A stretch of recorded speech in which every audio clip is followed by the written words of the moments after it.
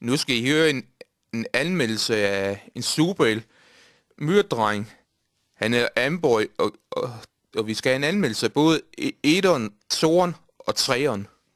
Ja, den handler om en dreng, der hedder Pelle Nørman, hvor han står inde i gymnastiksalen, så ender med, at han skal have et billede af fotografen i hvert fald. Så ender med, han sidder op på teater og gnaver det æble, og så får han øje på af hende der her Amanda i hvert fald. Men så ender med, at ham der tegneserienørden, det er ham der her Vilhelm. Han bliver bare mobbet af to drenge i hvert fald. Så ender med, at han smider et æble på de to af dem i hvert fald. Så ender med, at han gemmer sig i en buskevand, og så kommer der en sort myre op på hans hals. Så ender med, at han bliver bitter. Så ender med, at han får superkræfter. Så ender med, han kommer fra sengen hjem, og så ender med, at han ligger i sengen, så kan han ikke sove. Så går han ned i køkkenet og spiser slik i sådan noget, det her sukker. Jeg synes, etteren er meget god i historien, hvor skurken af Loppen kommer også. Loppen bare siger det der, pissemyre. Ja, jeg synes bare, at den skulle have 6 stjerner der, hvor han spiser chokolade til med vildt. Han siger, han skabte alle de som et batteri. Myrer har brug for sukker for at opbevare deres kræfter, som det hedder. Ja, så skal I høre en anmeldelse af toren. Amboy 2, den røde fugles haven.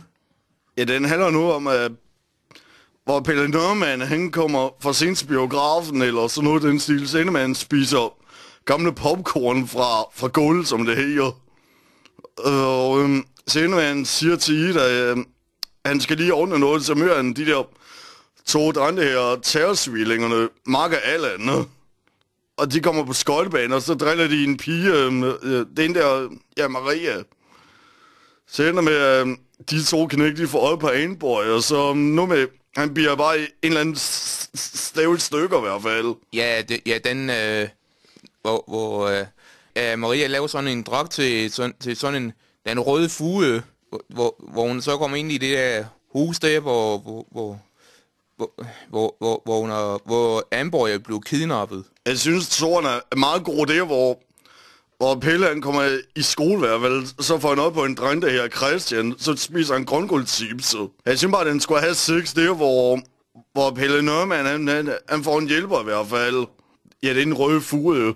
Jeg synes, der skal have 6 stjerner, hvor Vilhelm og Pelle, og så de går ud til Maria, der står lige ude tæt ved døren, og hvor Maria, hun siger det der. Jeg er virkelig ked af det, jeg har gjort. Ja, ham der spiller Amboy, det er Oscar Dies i hvert fald. Og ham der spiller Lom, det er ham der Bro i hvert fald. Nu vender vi tilbage med Amboy 3. Ja, den handler nu om, at Pelle Nørman, han står op om morgenen og siger godmorgen plus.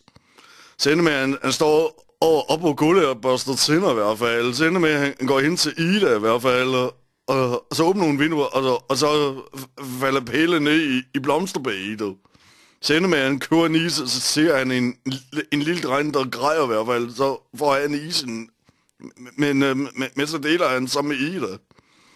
Så handler det om, at de der forbrydere, og nu med... Og så kommer Amboy frem og siger, er det ikke lidt for tidligt at holde abefester? Så ender med, at der kommer en eller anden frem med helt og klarer det for dem. Og så ender med, at han siger, du er for langsom, Amboy. Jeg synes, der sker så meget nyt, og Vilhelm, han bliver sådan en superhelt, hvor han kører sig på sådan et skateboard. Jeg synes, den skulle have 6 stjerner der, hvor Vilhelm, han kalder sig selv for et sidekick. Alle film er indspillet af instruktøren Ask Hanskelbalg. Og den danske forfatter, der har lavet alle 6 bøger, Kenneth Andersen. Og næste gang skal vi lave en anmeldelse af alle 6 bøger af Amboy. Filmen går i Cinemax og på Banegården. Ja, mit navn er Morten Hansen. Mit navn er Steffen Carlsen.